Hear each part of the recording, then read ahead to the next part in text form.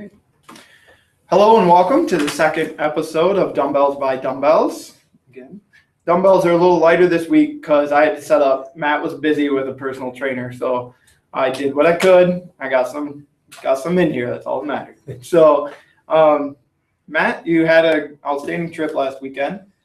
Go ahead and just give us a broad overview of how that went for you and your trip. Well, like most things in life, it doesn't always work out exactly how you had it planned. Yeah. And for the people that kind of followed along on Facebook and stuff, they saw that we ran into some issues, and that's life. That's the way it happens. That's called living. We expect things to come up, and you roll with them as they come, and you do what you can. And that's kind of what happened. We ran into some warmer temperatures than what we were expecting on Saturday. Also, a little bit more strain from the backpacks. A lot of our training was set up around running for 3 or 4 hours a day with these backpacks on. Right. And the first day at 12 hours or so was a lot more than what we had expected. So we learned a lot from that. And I had to cut my day short on Saturday.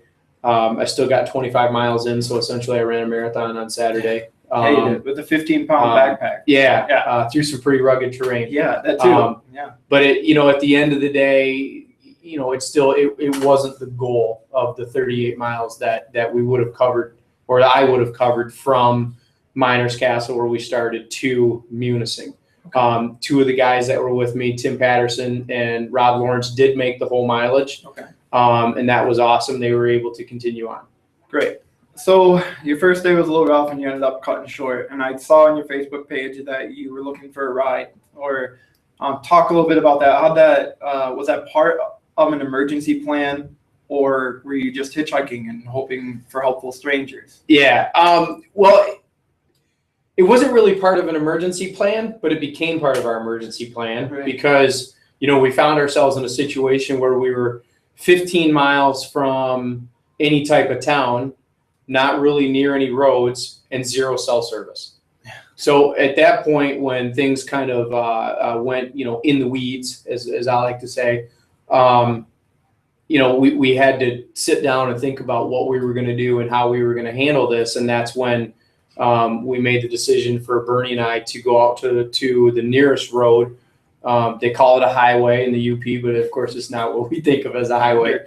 And I was in heat exhaustion at that point, and probably I'm pretty familiar with the signs and symptoms of heat stroke, heat exhaustion. I was pretty close to heat stroke at that point. And they got me laid down in the shade in a ditch. And Bernie hitchhiked us a ride, and two awesome guys stopped and gave us a ride to Grand Marais. So, well, that's great. I mean, you need to, count on some helpful strangers in situations like that. Yeah. The heat exhaustion, if you've been through that before, was this worse in any way? Were you just not quite ready to handle something like that this time around? I mean, how'd that? Yeah, I've been through heat exhaustion a couple other times. One time in Africa when I was deployed to Somalia, and ended up on an IV for fluids in that situation. And then also back in 2011, the first time I attempted a 50-mile ultra marathon, I experienced heat exhaustion also. And so, having been there a couple of times myself, and also in the Army, I was a firefighter. And so we were trained on, the signs and symptoms again, what to look for, and what it looks like, feels like, and stuff. So between the training I had and having experienced it myself, I kind of knew that things were going downhill fast. Some of the things that I saw happening, my pee was turning brown. That's never a good sign. You're getting into kidney, you're getting into kidney shutdown and things like that. My speech was slurred. I was kind of stumbling around and had a really hard time controlling my heart rate, heart palpitations and things like that. So that was the point where we said, again, when you don't have any cell service and you're out in the middle of the woods, you can't call 911. Yeah. Nobody's coming. So that's where you got to start making some real-time decisions and go, what are we going to do? Because if we go fully into heat stroke, it's going to be a really bad situation. Right. Okay. Well, you made a decision that first day to kind of cut it short for yourself. I saw your post on Facebook that day, and my sister sent in a question, and I'm going to quote. In your first post that you had on Facebook, you seemed a bit ashamed and sad. Did you feel like a dumbbell? And how did you respond to that after that? Yeah, I did feel like a dumbbell. Not only do I live this in my personal life, but, health and fitness and exercise is my job too. So I take a lot of pride in being prepared for things. Right. This was our first attempt at fast packing. And so, there are some things that you don't know. There are some unknowns. And then we have the variable of the body, and your body can kind of call it quits on you on any given day, whether you did everything right or not. And that's the one thing you can never control. And while I felt like a dumbbell, I don't like to quote unquote fail. Right. Is running 25 miles with a backpack through this terrain failing? No, it's not failing, but it wasn't what I set out to do. Right. And that was very difficult in that moment. And I really tried to capture the essence of what the emotions were through some of those posts on Facebook, like someone would sit down and journal so that people could really see and feel what's going on while we're out there. While I have major respect for your goal, you did not fail. You that's an amazing accomplishment nonetheless. And I think that's reading the comments that people had on your post. I feel like a lot of people felt the same. So. And that was awesome. Reading those posts and those comments were one of the things that kind of brought me back around and to the point on Sunday where I was feeling better and knowing that everybody was kind of rallying behind me really kind of gave me the juice to get back up and get back out there. So before we get into some of the broader questions about, how the overall experience, tell me how you did get back into it for the last couple of days. How'd your body recover and what'd you do to get back to running speed? Pushing fluids hard. Hats off to Bernie Yang. He was the water Nazi. Okay. He was literally driving me crazy with drink. And I'm like, Bernie, I'm going to throw up. I can't drink anymore. My stomach's killing me. I feel like a bloated water buffalo. And he's like, drink more. So hats off. Thanks, Bernie, for, being that water Nazi and pushing that on me. And we laughed about it the next couple of days, how hard he was on me about the fluids. But, when we got back to Grand Marais, we got to campground, got camp set up. I immediately jumped in the hammock and slept through the night. Woke up the next morning, had a just monster headache still, feels a lot like a hangover. We know the hangovers are a lot of times due to dehydration, and that's kind of what I was feeling. So immediately I knew I got to keep pushing fluids. So I kept drinking. And just the rest and the rehydration kind of brought me back around, and the support of everybody too, and knowing that everybody was behind me. And by about noon, we knew that I was ready to get back out and run again. And so we planned out a spot on the map where we could intercept Tim and Rob because they had gone out Sunday morning as planned, stuck right to the plan, and took off from Grand Marais Sunday morning. So we intercepted them in the afternoon, and I ran the last about 12 or 13 miles on Sunday with them. Intercepted them, meaning you ran to get to them? We caught them at a road. There's a point between Grand Marais and the Two-Hearted River where the North Country Trail dips down across at Muscatine State Park. Okay. And the trail actually goes right across the road through the state park and then kind of back out into the woods again. Okay. There's actually some pictures on Facebook of us running down an asphalt road, and that was coming out of the state park. Okay. There's about a mile or two section that's on the road. So we knew the pace that they would be running and the time that they would be running, that we could intercept them there. We told them to look for us there. Right. So they knew they were looking for us. And when they came running into the state park, we were there waiting for them, and I jumped in. Cool. Okay, so you got back up with your team, and then did you finish it out from there? Yep, finished it out from there. Finished the day. We finished that day at Two-Hearted. Two-Hearted River. And then Monday, all four of us, Bernie, Tim, Rob, and myself, we actually changed the plan a little bit. And instead of running from Two-Hearted, where we finished on Sunday, Okay. We were going to run from Two-Hearted down to Tequamanon, but there was a big forest fire there a year or two ago. And so it was all burned out woods, and it just wasn't very nice scenery anyway. So we changed our plan Sunday night and said, let's drive down to Tequamanon and run from Tequamanon out to the mouth of the Tequamanon River at Lake Superior. Okay. So we changed that up and got some better scenery and some good trail, because it's just honestly, it's just not motivating running through. And you saw some of the pictures on Facebook. It looks like Mordor. It looks like you're running through, Lord of the Rings, and you're waiting for a pack of orcs to come over the hill at you. That's kind of what it felt like. That would scare the living daylights out of a lot of people. Yeah. So I think we have a few photos that we'll get to. I don't know if I grabbed that one, but I do want to go through it because some of the scenery up there was beautiful. Yeah. I mean, it's a beautiful land. So. Yep. Do you feel like you overall succeeded or failed? I mean, I don't truly believe in one or the other. I don't, but how does that break down for you? I succeeded. And the reason I say I succeeded is because I was able to collect myself and get back out there and finish what I could. Again, my mileage for the weekend was approximately, give or take a couple miles, was 60 miles in 2.5 days. So essentially that breaks down to 2 marathons and a 10K in 2.5 days. That wasn't what the pie in the sky goal was. Right. But it was a success. And it was also a success because I got to see and be a part of Tim and Rob doing the whole thing. They again, a little bit of change in plans and change of the trails that we ran. Tim and Rob ended the weekend with about 95 miles or so, roughly right around in there. So they made it all 3 days or 2.5 days. And it was just, sometimes success comes from being a part of it with somebody else and not it being you. Right. So seeing them do it and being a part of it, I think was a success anyway. And we learned a lot. That was a little bit, that's a good lead in to my next question.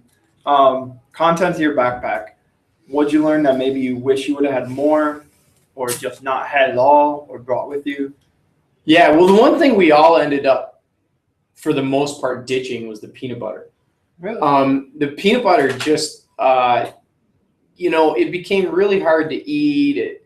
You got to have a mouthful of water with it after. I mean, the first couple tablespoons of it is great. I mean, who doesn't love peanut butter? But when you're trying to survive on peanut butter, it kind of got to be a drag, and it is kind of heavy, if you will. And so we pretty much kind of ditched the peanut butter thing. So I probably wouldn't go with peanut butter again. The Kind bars that I used, I really liked those. Okay.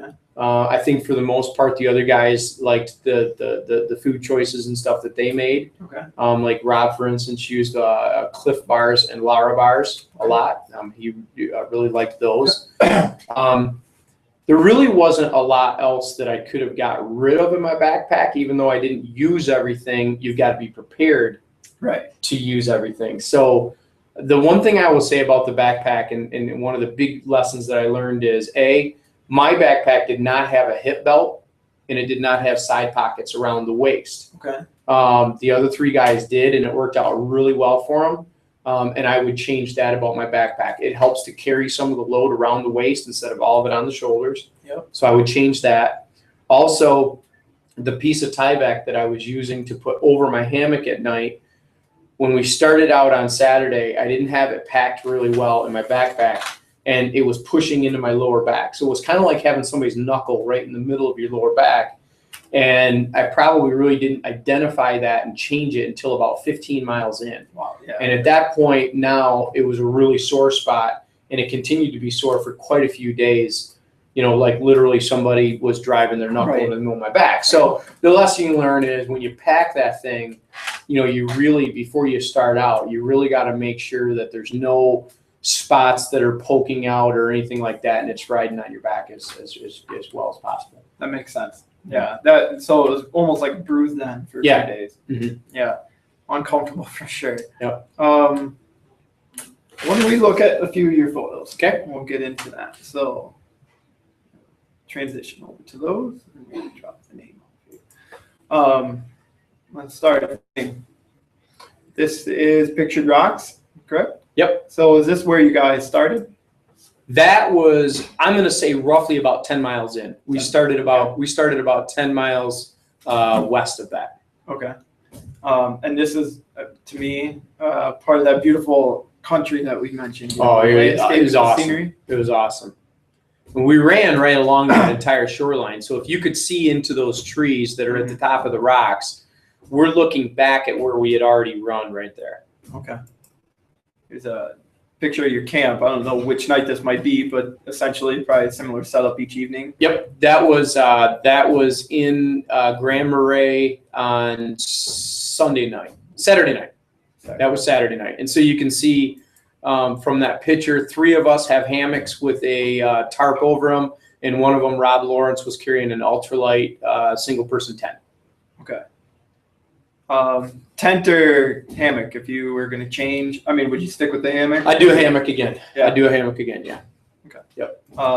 Here's another beautiful picture, and I see there's a few guys up there. That's a great perspective. Tim, Rob, and I ran out to that point, and Bernie stayed back along the cliff to take a picture of us. Thank you, Bernie, for that awesome picture. And it really shows the perspective of what those cliffs are like there along the Pictured Rocks National Shoreline.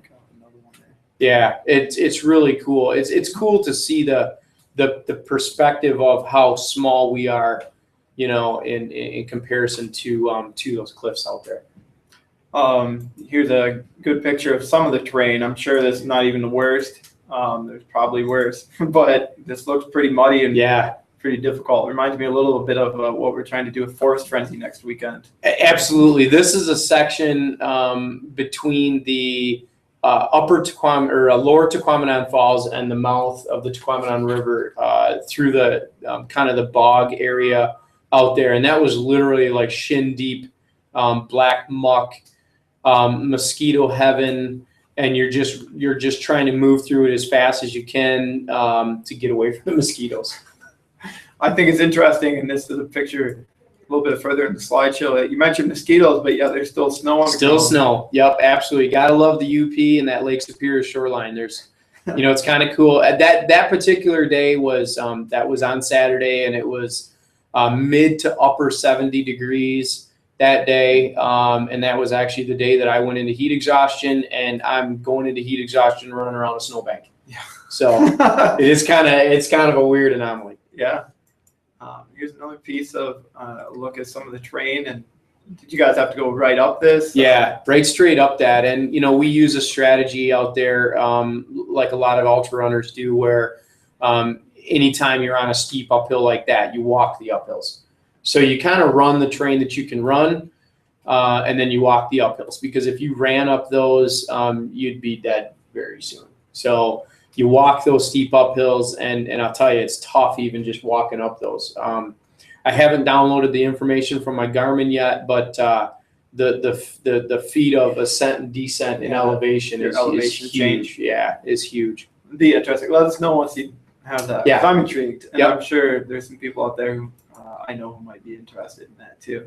Here's another shot of you guys, it looks like filling up some water bottles or running them through. And that leads to kind of a question I had written down, the water filtration system and the taste and how'd that go? I mean, was it okay? The taste is amazing. I mean, it was like literally when we got back to town, we were drinking city water going, this tastes horrible.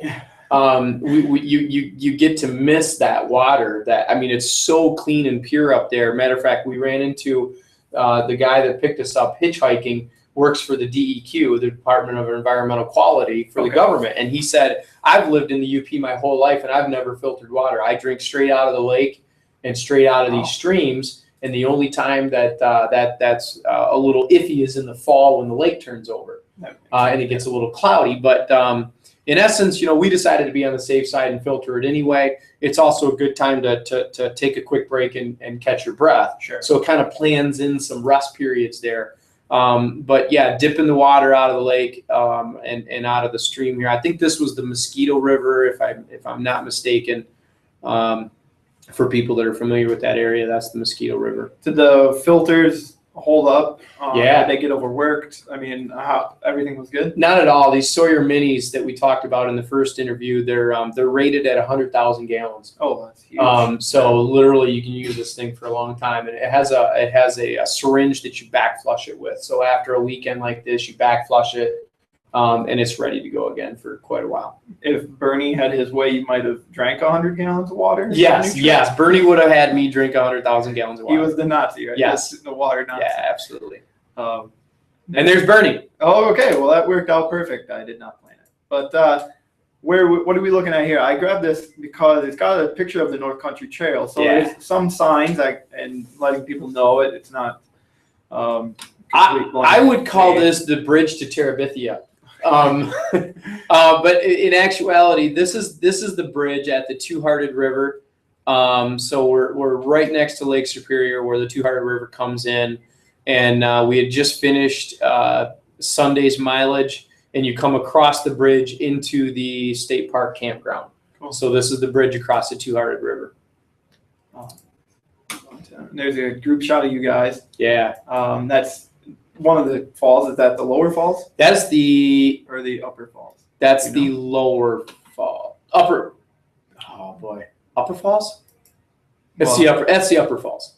We're not going to give you. And you can see we're all those guys are all in garbage bags. I've got a raincoat on because on Monday we ran that last day in the pouring rain. 55 degrees. So we went from 75 degrees in heat exhaustion to pouring rain, and garbage bags are one thing that we use a lot. A garbage bag is good because you can actually, and you can't quite see from this picture, but you can actually cover your whole backpack with it. Right. So if you get a large size garbage bag and just tear spots for your arms, it covers you and your pack, so your stuff stays dry. There's a really awesome shot of you, right? Yeah, me and your wings there. Yep, those are my aerosol wings. Again, aerosol school for me was a life-changing event.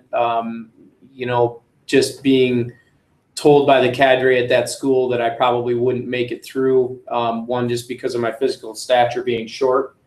And the obstacle course wasn't conducive to somebody who's physically short, right? I'm 5'3". And I made a decision that day that I was going to make it through that obstacle course and make it through that school. And most of the tough things that I've done physically in my life, I've carried that exact set of wings with me. You can also see my dog tag on the back of my backpack there. That's my original dog tag from basic training. Awesome. 25 years ago. That's great. So those are kind of things that go with me that, kind of carry me through. And then this photo I found too, you guys, I saw in the caption, 15 miles away from any road. 15 miles from anything. And that again is a picture of Bernie, the water Nazi. I don't know. How does a car get into situations like that? There's only probably few people in the UP that know, but things like that happen in the UP. I don't know. But we definitely had to get a picture of it. That's pretty cool. Come back to us here. Let's double check if I had any other questions. What was the most fun part?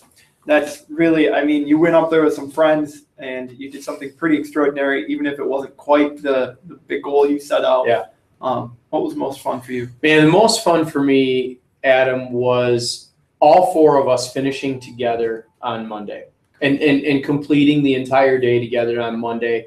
Four guys, we're friends. We were certainly friends when we went up there.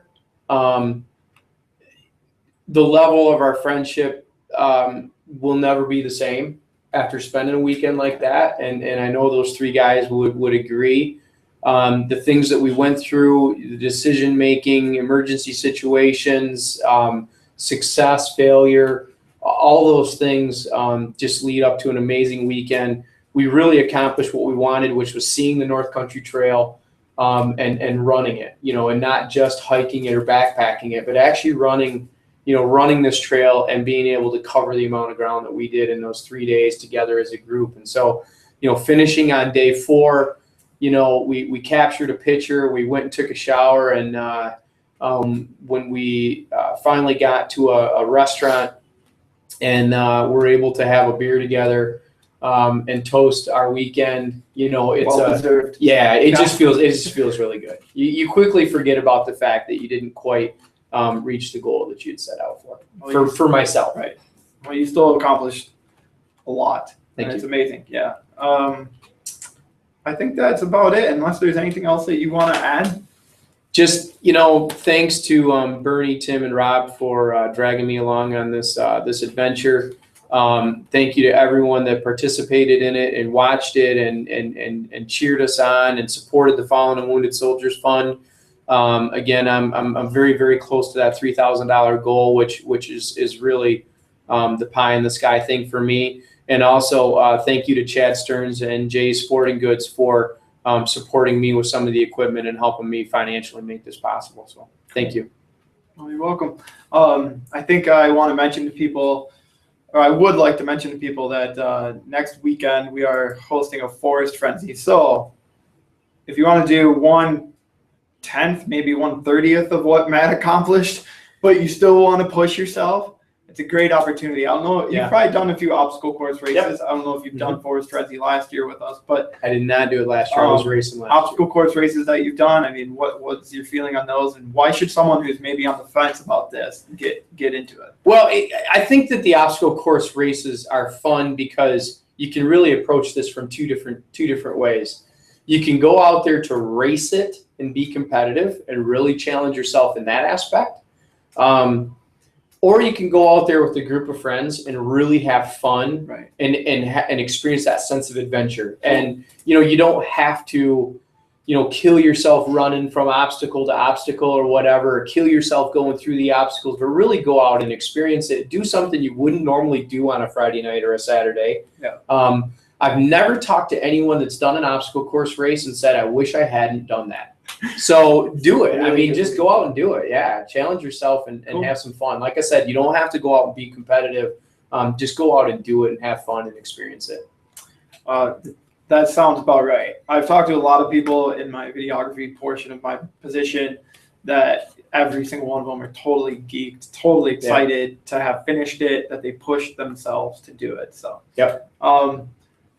You are actually running a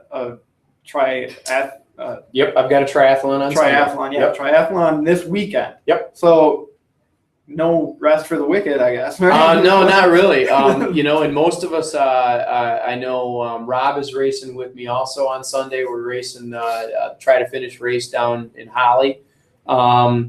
We feel pretty good. A little sore for a couple days. Feet were a little bit swollen, but I swam and lifted a little bit on Wednesday. We ran yesterday morning. Ran about 5 miles yesterday morning just to kind of shake the cobwebs out of the legs, and ready to jump in and start racing again. So, yeah. All right. Well, thanks, Matt. Awesome. Thank you. Appreciate it. If you guys have any questions for Matt, any further things, send them on our Facebook page, Greater Midland Community Center, and we'll get back to you. And thanks for watching.